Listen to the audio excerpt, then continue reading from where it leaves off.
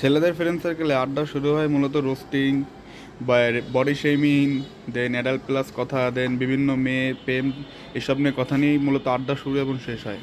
কীভাবে আপনি ছেলেদের বেশিরভাগ সার্কেলে দেখবেন যে প্রথমেই শুরু হয় ক্যারিয়ার এবং মেয়ে নিয়ে কথা। ক্যারিয়ার নিয়ে কী কথা, যে এই করতে হবে, এভাবে আর কতদিন, ঠিক আছে, এই জীবন আর বেকার জীবন আর ভালো লাগে না। বা কেউ যদি কোনো জব করে থাকে তাহলে সে বলে যে এই জব ভালো লাগে না, প্যারা লাগে, স্যালারি কম, ঠিক আছে। কেউ বলে আবার বিজনেস করবে, মুখে মুখে বলে, কিন্তু বিজনেস কিন্তু স্টার্ট হয় না। মানে খাতা কলমে শুধু বিজনেস, এই বিজনেস ওই বিজনেস, মিলিয়ন মিলিয়ন ডলারের বিজনেস শুরু হয়ে যায়, কিন্তু কেউ আপনার প্র্যাকটিক্যালি শুরু করতে পারে না। কিন্তু অদ্ভুত ব্যাপার, পাশের বন্ধুরা সবাই আবার তাকে সায়ও দেয় যে না তুই পারবি, এ কর ভালোভাবে, ঠিক আছে।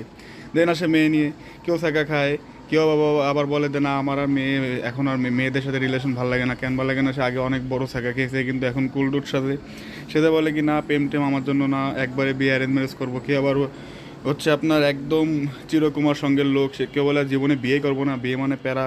কেউ আবার আছে যে শুধু ফোনে কথা বলে, গার্লফ্রেন্ড ফোন দেয়, সে উঠে উঠে শুধু ফোনে যেয়ে কথা বলে, বিভিন্ন ধরনের প্যারা। কেউ আবার আছে যে এক মেয়েকে পছন্দ করে, সে এলাকায় যাবে, তাকে বন্ধু বান্ধব সাথে নিয়ে যায় যেন কেউ কাকে না একা পেয়ে, যেন কেউ তাকে না গেড়ায়, না গেড়ায় মানে হচ্ছে যেন না মারে, এইসব নিয়ে। দেন শুরু হয় হচ্ছে আপনার পার্সোনাল অ্যাটাকিং, বডি শেমিং।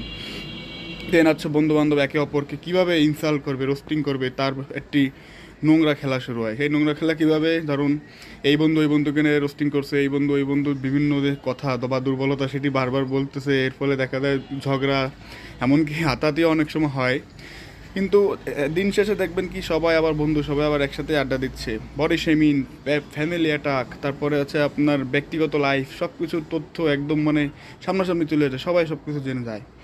মানে কোনো সিক্রেটই থাকে না আপনার আর। মানে আড্ডায় কী না, ইন্টারন্যাশনাল অ্যাফেয়ার্স, পলিটিক্যাল, ধর্ম নিয়ে কথা, কেউ আছে হাদিস সব জানে, কেউ আছে হাদিস জেনেও খারাপ কাজ করতেছে, কেউ আছে যে ঘুষ সুদ সব কিছু তার প্রতি সমর্থন আছে, কিন্তু দিন শেষে সব বাবার বলতেছে যে না না আমাদের ধর্মে এটা নাই। মানে এমন কোনো বিষয় নেই জানি আপনার ছেলেদের যে আড্ডা সেখানে কথা হয় না।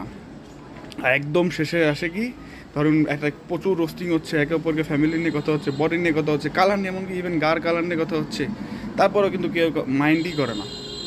দিন শেষে দেখা যায় তখন মনে হবে আপনার আড্ডা দেখে যে না এরা মনে হয় মাইন্ড করতেছে বা কিছু, এটার মধ্যে মনে আর আড্ডা হবে না, এই আজকের আড্ডায় মনে হয় জীবনের শেষ।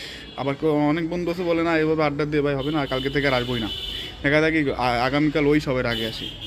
তো ছেলেদের বন্ধুত্ব আসলে এরকমই, আমরা body shaming, international affairs, religious, then personal attack, প্রেম, সব কিছু নিয়েই একে অপরকে আঘাত করি, অ্যাটাক করি বা কথা বলি, কিন্তু দিন শেষে আমরা সবাই হাসি মুখে আবার বাসায় ফিরে যাই এবং সব কিছু ভুলে আবার একে অপরের বন্ধু, একে অপরের বিপদে আমরা এগিয়ে আসি। ছেলেদের বন্ধুত্ব খুবই স্ট্রং, অনেক স্ট্রং।